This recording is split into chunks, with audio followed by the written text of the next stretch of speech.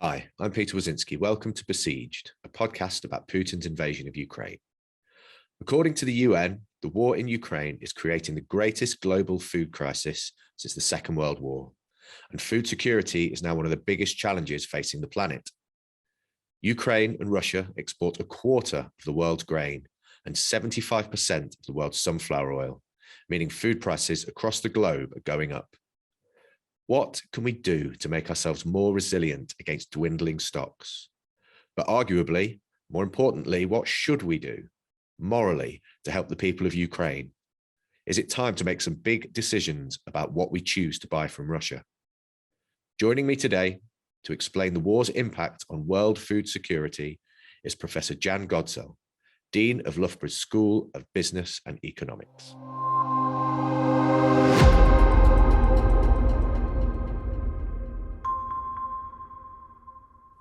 Hello, Jan. Welcome to the podcast. Hi, Peter. My pleasure to be here. Good. How are you doing? Very well, thank you. Yourself? Yeah, I'm all right, thanks. Yeah, it's good to get you on. Do you want to just start by introducing yourself and just telling us a little bit about what you do and your background? Yeah. So I'm Jan Godsell. I'm a professor of operations and supply chain strategy. I've been at Loughborough just over 6 months, and I'm Dean of the School of Business and Economics. But my life started, I suppose, in this field when I was about 15 and really wanted to work in manufacturing. And I did an engineering degree. I worked for a company called ICI, that you need to be quite old to remember who they were, but they were they were one of the world's largest global multinationals. But they essentially demerged into two companies that you might now recognise. One's AstraZeneca, of vaccine acclaim, and the other's a company called Syngenta that makes agrochemicals. So I spent some time working for Zeneca that became AstraZeneca, actually manufacturing pharmaceuticals. I worked in tablets packing, and then I went to work for this little scale-up called Dyson. So yeah, about 25 years ago, Dyson was a scale-up, and it was at Dyson that I learned that even if I made the factory more efficient, it wasn't really going to help them to achieve their growth targets. That essentially what we needed to do is to make sure that every vacuum cleaner we produced ended up in the hands of a consumer that wanted it and not stuck in a warehouse somewhere because the retailers were panic buying because Dysons were such a coveted item. But equally, in order to be able to produce more, we needed to be able to work with the suppliers to get them to be able to produce more parts so we could assemble more vacuum cleaners. And so that sort of introduced me to the exciting world of supply chains. A part-time MBA saw me going off to Cranfield University, where I was a researcher looking at real-life supply chains, normally 5 different levels of them. So looking from consumers through retailers, logistics providers, manufacturers and their supply base. So always sort of looked at end-to-end supply chains. And then I spent some time setting up a supply chain research group at WMG, University of Warwick, and now continue my supply chain endeavours here at Loughborough. Excellent. Okay, then. So today we're going to be looking at the impact of on global supply chains because of the war in Ukraine. And I think a good place to start would be if you could explain what is a supply chain, how does it work, and what are the different elements of it? So if we were to take something quite straightforward, I know, for instance, like a loaf of bread, most things actually have a sort of global supply chain that's normally for what we call the primary supply chain, or for the raw material. And so in the case of bread, that's wheat. So wheat has to be grown. It's traded as a global commodity, and there's only certain places in the world that can grow it. If you were to look at the likes of AstraZeneca and its pharmaceuticals, it's the same sort of thing, except rather than it being something that's grown in the ground, what they need to do is to make the active ingredient that goes into their pharmaceutical products. And active ingredients can be very complicated to make, very difficult. And so they tend to be made for each drug in only 1 or 2 places.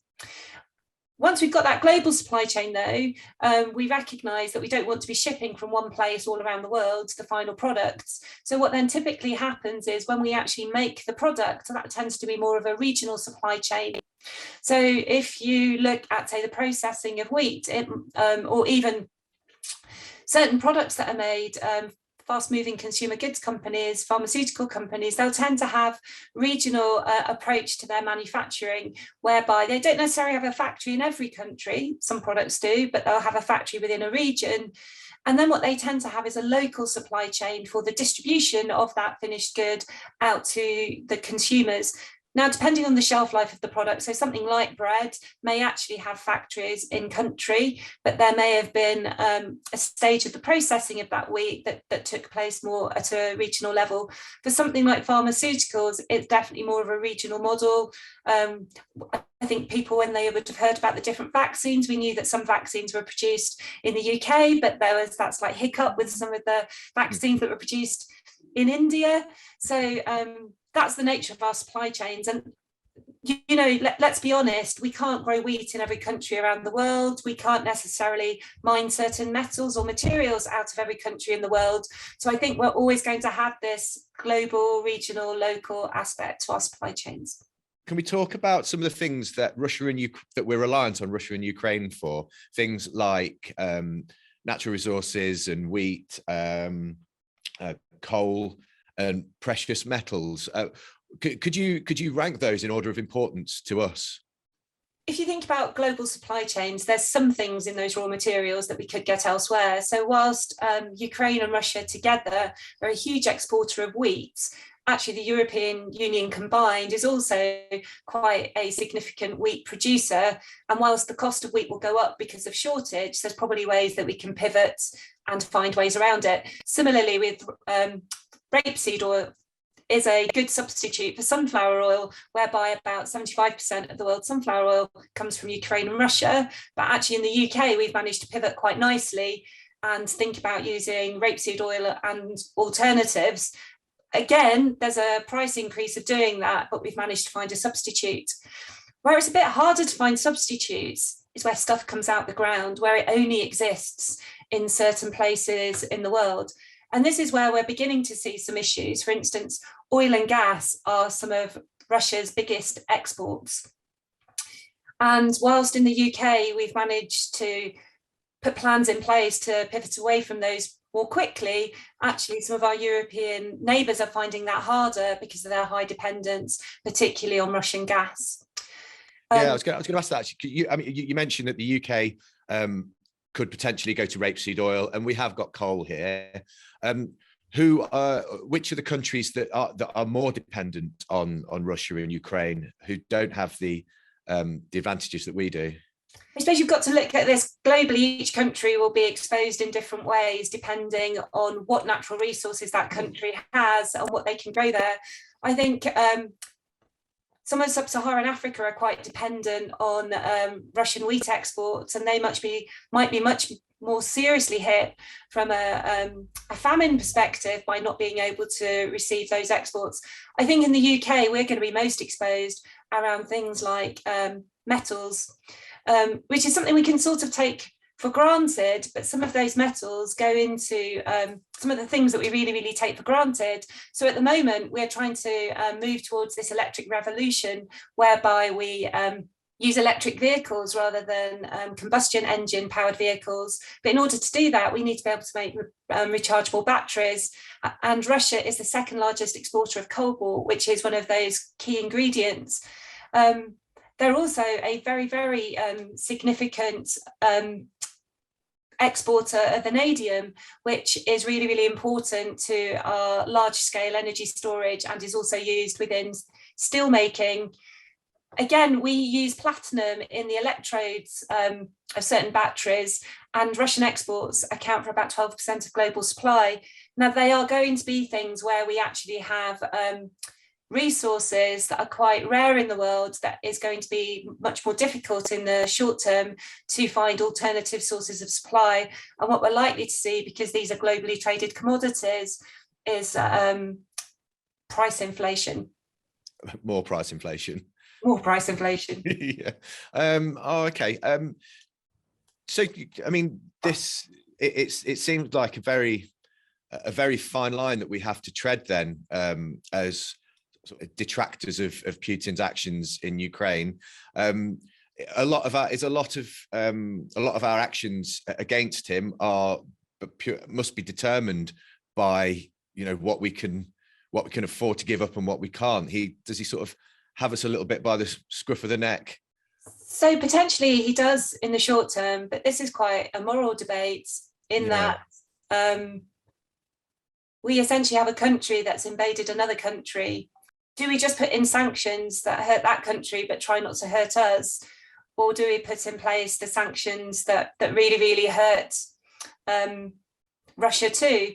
And I think there's been quite a lot of debate in the press about, for instance, the amount of money continuing to trade oil and gas actually puts into Russia's war chest, and whether or not actually the quickest way to stifle his ability to fund his activities would be to bite the very, very hard bullet of not importing oil and gas.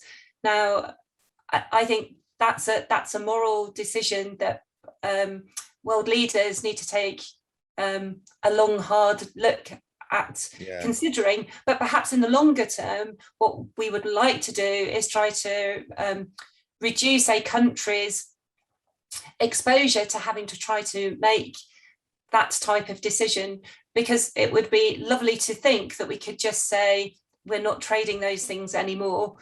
But actually, I'm presuming at the moment that some of the consequences for individual countries would be too great of making that decision. That's a very, very moral fine line. There's also the question of voters and elections coming up. Do you think that's also an element here? This is almost certainly a very, very complex landscape. And I could be very idealistic and say we could actually use the fact that Russia is dependent on our cash from buying these products as a way of limiting the war chest.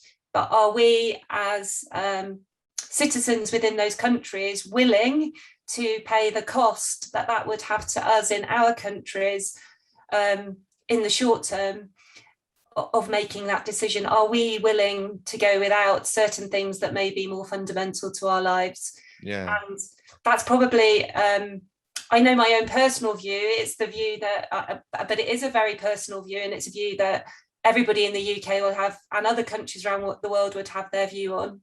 Yeah. But for me, perhaps the thing to avoid is getting ourselves into this situation in the future. And the way to do that is to perhaps start to think about how we can configure our global value chains in a different way to reduce some of those inevitable dependencies that we currently have. Yeah, I mean, it's also, and I mean, it's really interesting. It's also about swaying public perception and changing people's minds and getting them to think in a certain way. And it is possible because we left the EU, and that was about changing the way people thought about the EU, and there was certain people that did it very well, and they made people believe that we would be better out. Do you think there's another sort of battle to be had by changing people's ideals and making them believe that taking a hit would be a good thing to do? So, Peter, I am slightly idealistic, and I also have this view that supports United Nations Sustainability Development Goal number 12, which is we need to be more responsible consumers and more responsible producers. But supply chains start with demand, and we then configure our supply chains to meet that demand. And what we see is that consumers don't always behave in what I'd class as an economically rational way. So we just need to look at what happened when we went into the first lockdown in the UK, but I think I saw similar images from around the world, where suddenly we have this fear of running out of critical materials such as toilet roll. Yeah. And so therefore, we see people panic buying and hoarding. Now, essentially what that does is put a huge, our consumption of toilet paper didn't go up. A symptom of COVID wasn't that we suddenly needed to go to the toilet more often. No. But actually people were worried about not having enough toilet roll. So what that led to is this panic buying, this huge surge in, temporary surge in demand, which, because the supply chain wasn't configured to respond to that level of demand, we started to see empty shelves, which then exacerbated the situation. Now, anyone that had visibility of those supply chains knew that there was enough toilet roll there. They knew that this was a slightly irrational, in the economic sense, response by consumers to buy the toilet roll, which is why in the end retailers intervened to control the demand signal to give the supply chain a chance to catch up.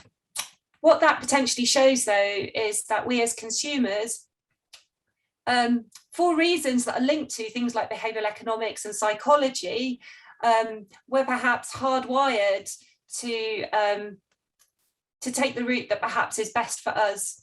Yeah, and you know, ontologically or philosophically, you know, 80% of the people are greatest good for greatest number of the people, and they will do what's right for them. Yeah.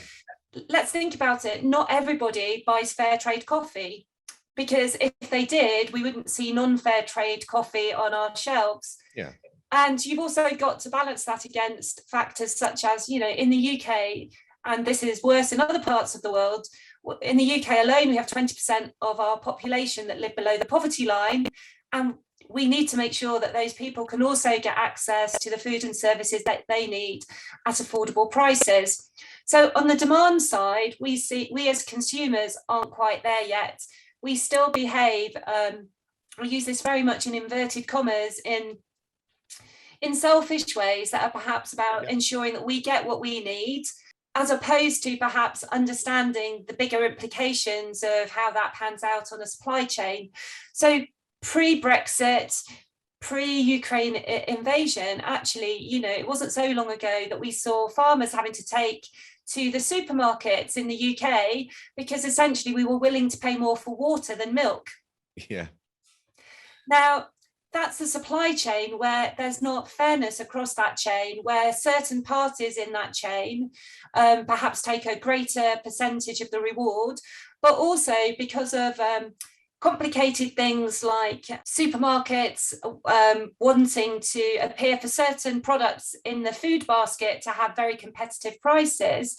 And because they can balance that against a range of other products that they sell, they almost sell some products at loss leaders. And we actually buy many food products at a price that's less than what it costs to produce, or doesn't actually ensure enough margin in that chain. I was ridiculed by some Daily Mail online readers a number of years ago when I suggested that buy one get one free deals were immoral. And that was a speech to the National Farmers Union, because from a supply chain perspective, they're not good, because again, nothing in life is free. And essentially it costs what it costs to produce a product. And when these promotions take place, they're funded by the manufacturer.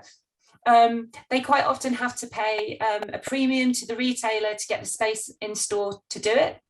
They are funding the free one, and quite often they can be fined if they can't keep up with the demand for the promotion, which would lead to empty shelves. So actually, whilst it's good for the consumer in the short term, and it might be good for the retailer, these types of deals really aren't good for the manufacturer. But in the long term, they're not good for the consumer either, because the cost of that promotion has to be recouped somehow. The best supply chains, and if we really are going to help ensure that everybody, not just in the UK, but around the world, gets access to essential products and services at minimum cost, is to try to keep demand as stable as possible, because that means we can balance the supply for it in the most efficient and effective way. So everyday low price strategies, which we see many retailers adopt in the UK, it's people like Aldi or Lidl, are actually a really, really good way of trying to balance demand and supply in a supply chain context, and ensure that we can get foods and services to people at the lowest possible cost. Okay. If we use what you've just said there in the context of Ukraine, you mentioned about the toilet paper. People went slightly overboard. How do we keep the demand steady and stop it from peaking like the toilet paper when people are reading in the news that things like sunflower oil and bread and everything are in low demand, and they start panic buying? What measures are in place to sort of counteract that? So unfortunately, what we're seeing now is incredible price inflation. Mm. And what we're not seeing is wages going up at the same time as the cost of living. So actually, naturally, consumers' pockets are going to be more stretched. We may not have full access to sunflower oil, but we've got a substitute rapeseed oil. I think what we're going to see is perhaps our choice of products is limited and the price of those products that are available will go up. Yeah. This could actually possibly, in an indirect way, be a good thing, because what it might make us do is to think much more carefully about what we buy and when we buy it, and genuinely buy the stuff we need when we need it.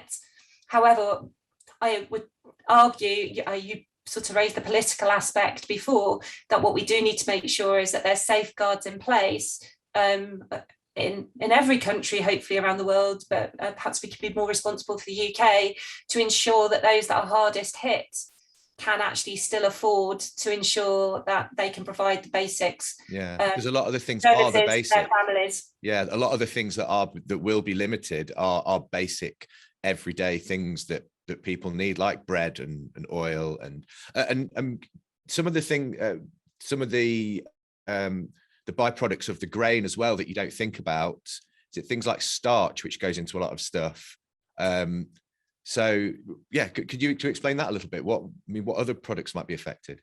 What you're beginning to touch upon is the interconnected nature of supply chain. So I don't know if you can remember, back in the news at the end of last year, we had a CO2 shortage.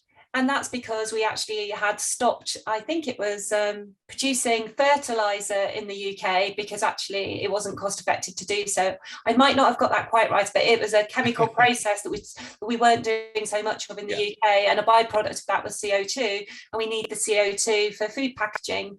One of the other issues actually that we have in terms of an import from Russia and Ukraine is fertilizer.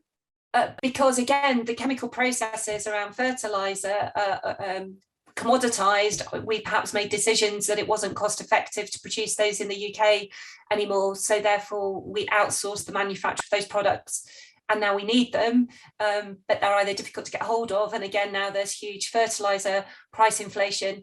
Now, organic farmers might see this as a good thing, because actually a more limited supply of fertilizer might encourage us to be more creative in the use of alternatives, but also it might actually see us looking to see how in the short term we can actually increase the supply of fertilizer within the UK or within Europe, so that we can access it. So therefore you can see a situation whereby even if we now need to grow more things in our own country because the cost of fertilizer has gone up, that has an unintended consequence. Or if we don't produce something in our country like the CO2, it has an unintended consequence. And we also have other unintended consequences, because sometimes, as we saw again last year, as we're seeing a little bit at the moment with the blockade of the fuel depots, we have the product in our country, but we don't have the logistics to get it to where we need it to be. And another way we can make our supply chains much more resilient is to not separate out making things and moving things, but to actually think about them as one integrated network. Okay. So yeah, I mean, you mentioned there, like, how do we make ourselves more resilient against hiccups, should we say, in our supply chain? I remember when we spoke before, you mentioned that we should make our economy more circular. So how can you expand on that a little bit? Yeah, so this comes back to the discussion we were having earlier about things like the precious metals. We'll never be able to produce those ourselves because we just don't have them in our country. If you think back to some of our previous stages of our industrial evolution, you mentioned coal. We powered, we've got the Black Country, an industrial stage of our evolution was powered by coal because we had the resources that we needed to be able to do it.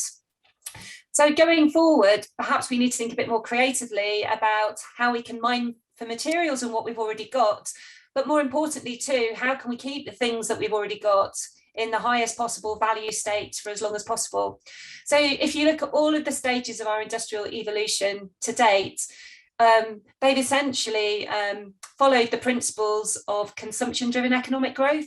So essentially, we enable companies to grow because actually they produce products that consumers want to buy. The consumers have enough cash to be able to buy them. And so that consumption of products is what then creates a virtuous circle of economic growth. And that's done us fine for nearly 200 years. But the problem now is it has an unintended consequence on the environment. So I think there's no doubt now that we can see the effects of global warming, but also it has a detrimental effect on society because those chains aren't fair. Some are benefiting, others aren't. And in some cases, there's out and outright exploitation. So we need a different way of going forward. We need to decouple consumption from production, and we need to find ways that we can still support economic development, but not necessarily at the expense of the environment or of society. And the circular economy, this idea of keeping things in the highest possible value state for as long as possible, is a really good way of achieving that. Because at the moment, we take stuff out of the ground, we make things, and at the end of life, we dump it. I think we all get slightly frustrated at, we have a product, I don't know, a fridge, maybe it's a TV, and the minute it seems to get out of warranty, after 3 or 5 years, it fails and we can't repair it. It's really impossible to repair. And so therefore it goes to landfill.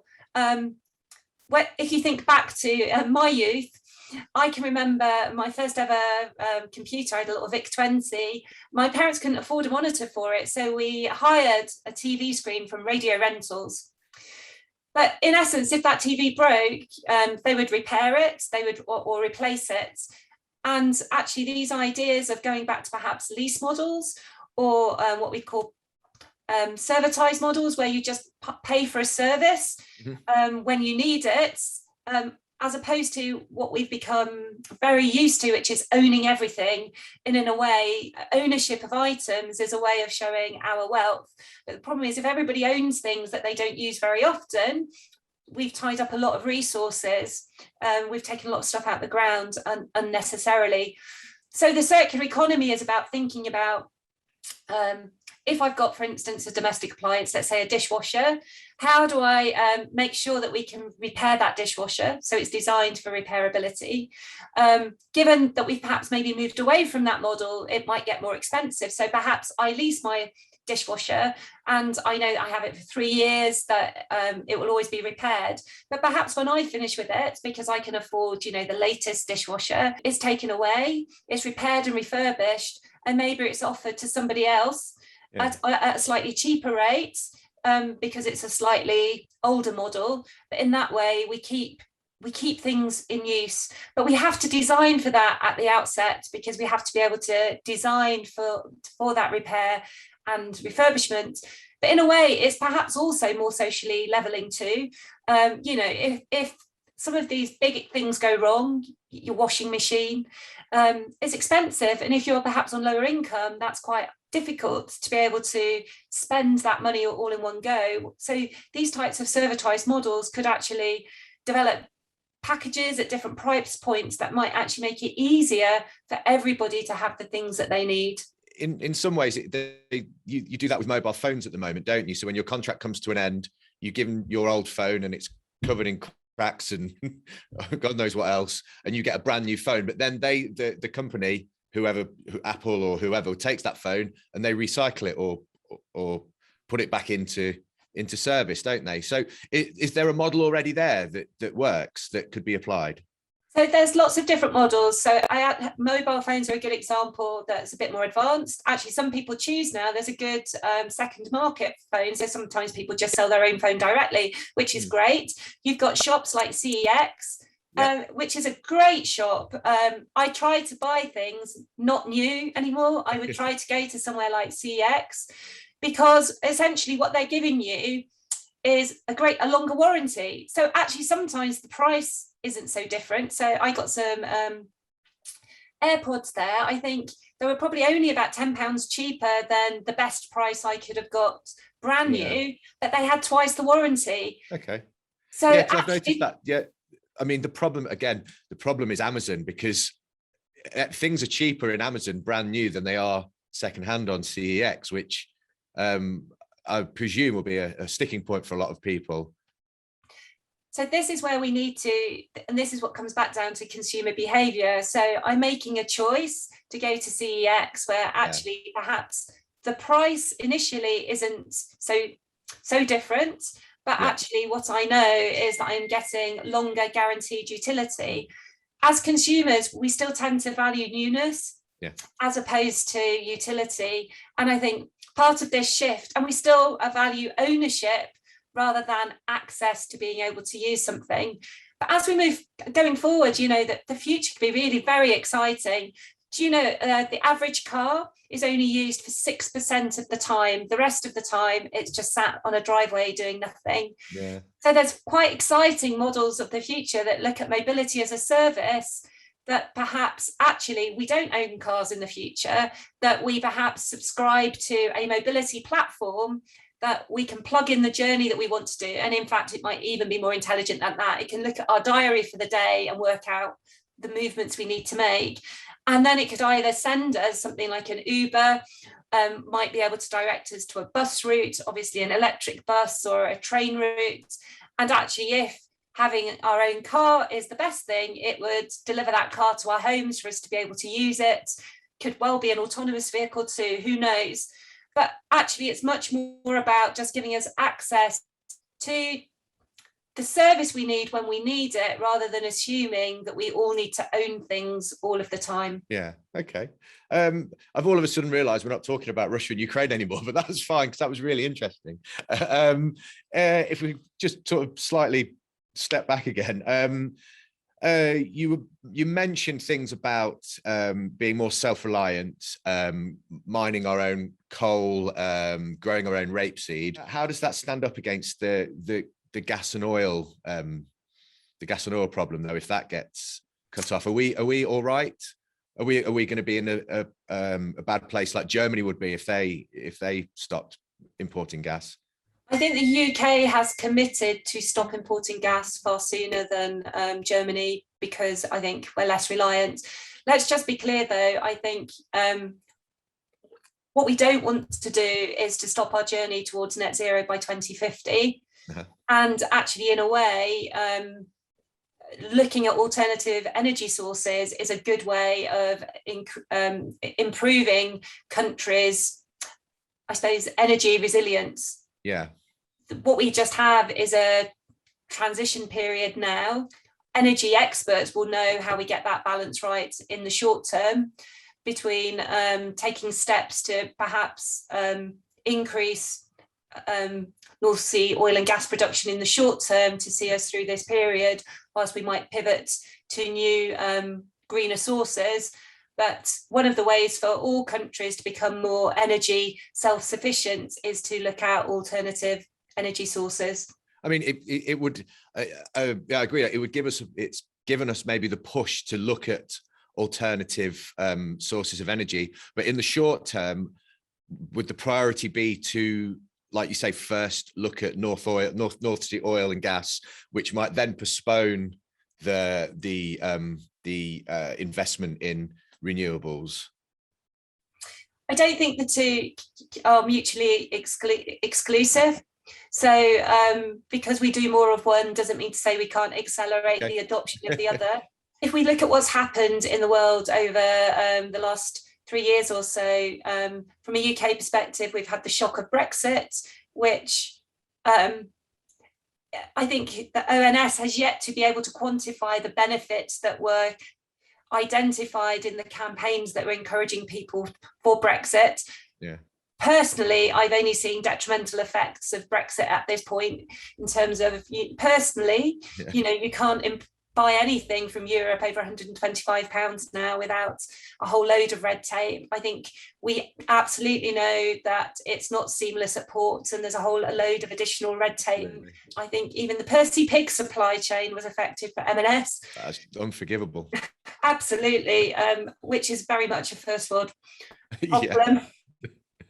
But then we've seen through COVID-19, we saw both the need for where we perhaps saw the panic buying around things like toilet roll, but actually where we had to adapt to actually provide supply chains for things that where we saw huge increase in demand that could never have been predicted, for things like personal protective equipment, or ventilators, where we were able to pivot and reconfigure very quickly.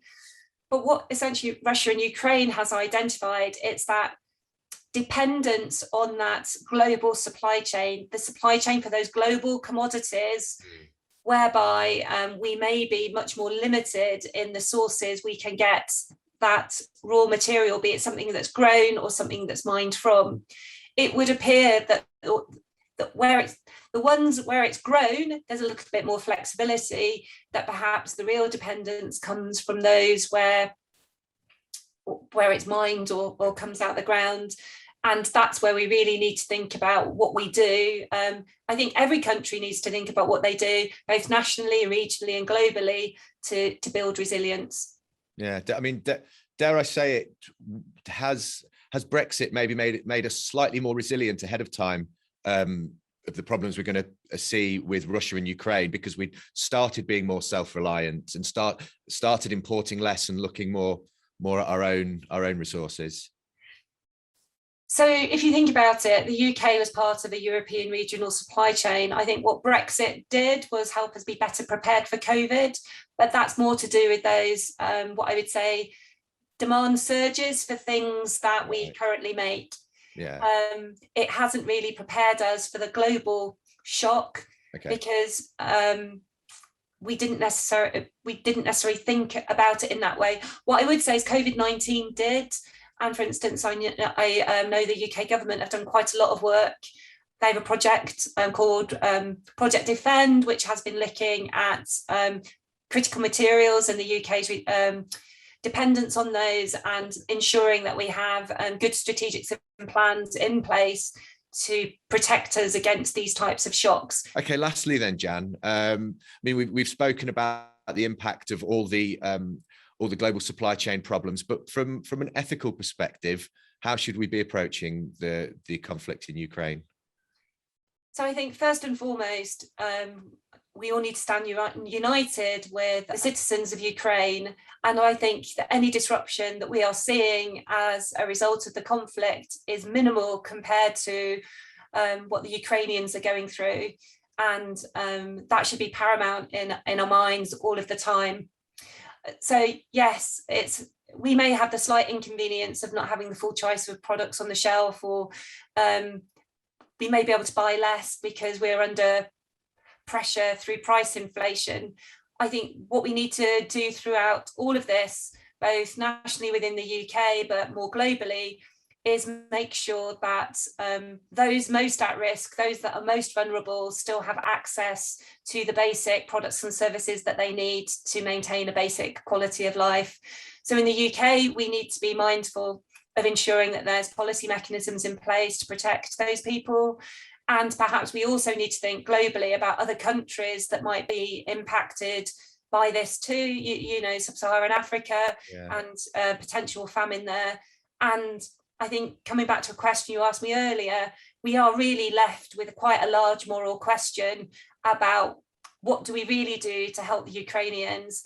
And there's some big decisions about what we choose to buy from Russia, or different countries choose to buy to Russia, that have a huge impact on that. So let's leave this with our thoughts of those in Ukraine and those around the world that may be experiencing impacts, but let's think about how we help those that are most vulnerable. Absolutely, couldn't agree more. Thank you very much, Jan. Thank you for listening or watching if you're on YouTube. This show is available on Apple Podcasts, Spotify, and all other platforms. I hope you join us again.